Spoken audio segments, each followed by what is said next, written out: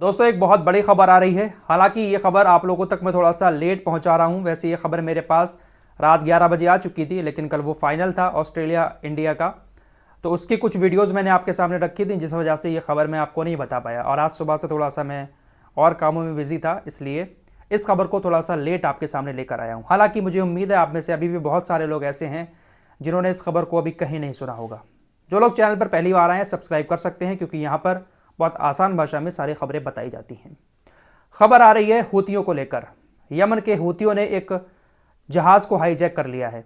दरअसल इजराइल और हमास की जंग में यमन के जो हूती संगठन है, जिसको ईरान का पूरा समर्थन है, उन्होंने भी ऐलान कर दिया है कि हम इजराइल के खिलाफ जंग में हैं। जब तक हमास के साथ इजराइल जंग करेगा हम इजराइल के खिलाफ जंग लड़ते रहेंगे। हालांकि हूती उधर से यमन से इजराइल के ऊपर मिसाइल दागते हैं, बीच में सऊदी अरब आकर उनकी मिसाइलों को ख़त्म कर देता है, क्योंकि यमन और इजराइल में दूरी थोड़ी सी ज़्यादा है। सऊदी अरब हूतियों की मिसाइल को इसलिए ऊपर नष्ट कर देता है, उनको लगता है कि ये हमारे ऊपर ना छोड़ दे मिसाइल, क्योंकि हूती संगठन में और सऊदी अरब में हमेशा से लड़ाई चलती चली आई है।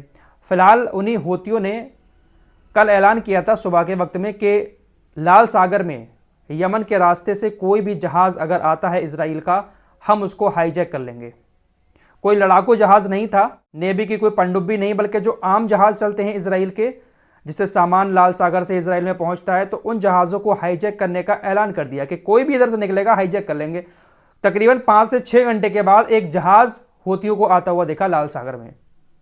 तकरीबन 25 हूती हथियारबंद जहाज को चारों तरफ से घेर लेते हैं फिल्मी स्टाइल में, और पूरा का पूरा हाईजैक कर लेते हैं। हाईजैक करने के बाद हूती उसको यमन के बंदरगाह पर ले गए। इस खबर की जानकारी सबसे पहले सऊदी अरब मीडिया की तरफ से दी गई। उसके बाद अब इजराइल एयरफोर्स ने भी इस बात को एक्सेप्ट किया है कि हाँ, हूतियों ने जहाज हाईजैक किया है, लेकिन यह जहाज इजराइल का नहीं है और ना ही इस पर कोई इजराइल का नागरिक है, बल्कि यह जहाज तुर्की से भारत जा रहा था और ये एक ब्रिटिश कंपनी का जहाज है। इस जहाज का नाम गैलेक्सी लीडर है, लेकिन अगर आप गैलेक्सी लीडर को गूगल पर जाकर सर्च करेंगे तो उसका लिंक आपको इजराइल से भी मिलेगा। इजराइल का एक बिजनेस टाइकून है, बहुत बड़ा शख्स है, बिजनेसमैन इब्राहिम इसका नाम है, तो इसका भी लिंक इसके साथ जुड़ा हुआ है। लेकिन इजराइल ने साफ इनकार कर दिया है कि यह नागरिक हमारी नहीं है और ना ही यह जहाज हमारा है। इजराइल किसी को भी पराया कर देता है। हूतियों ने साफ कह दिया है कि इजराइल के किसी भी जहाज को हम इधर से नहीं गुजरने देंगे। इस मामले पर इजराइल तिलमिला गया है और उसने सीधा सीधा इस हाईजैक का जिम्मेदार ईरान को बताया है। नेतन्याहू ने कहा कि ईरान ने ये एक और आतंकवाद फैलाने वाला काम किया है। यह फ्री वर्ल्ड के लोगों पर एक बहुत बड़ा हमला है और यह आतंकी वाला काम है ईरान का। फिलहाल हूती एक बार फिर से एक्टिव हो चुके हैं। इसी बीच एक और बड़ी खबर आ रही है और एक आरोप लगाए हैं पाकिस्तानी मीडिया हाउस ने अपने पाकिस्तान देश पर ही कि पाकिस्तानी सेना के हाथ फिलिस्तीनियों के खून से रंगे हैं। दरअसल पीपल टॉक शो नाम का एक पाकिस्तानी संगठन है, उसने बहुत सारे दावे किए हैं इस बात को लेकर कि 155 mm तोप का गोला जो है, इसके बारे में मैंने आपको पहले बता भी दिया था कि 155 mm तोप का गोला खत्म हो चुका है इजराइल के पास। तो दावा किया गया है कि पाकिस्तान 155 mm तोप का गोला इजराइल को बेच रहा है और बाकायदा एक विमान रावलपिंडी कतर से होता हुआ इजराइल के अड्डों तक पहुंचा है।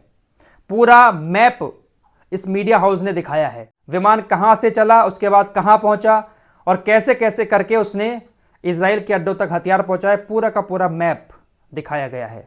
साइप्रस के अंदर इजराइल का एक गोदाम है जहां पर वो हथियार रखता है। उस गोदाम तक, उस अड्डे तक इस विमान ने पाकिस्तान से 155 mm तोप के गोले पहुंचाए हैं। ये दावा किसी और देश की मीडिया ने नहीं, बल्कि खुद Pakistani people talk show media संगठन ने किया है। इस दावे में अब कितनी सच्चाई है ये तो अल्लाह जाने, लेकिन भाई साहब, जब पैसा होता है ना, ये कुछ भी करवा सकता है। पैसे के चक्कर में इंसान अपनों की भी जान ले लेता है। ये कहावत नहीं है, बल्कि ये हकीकत है।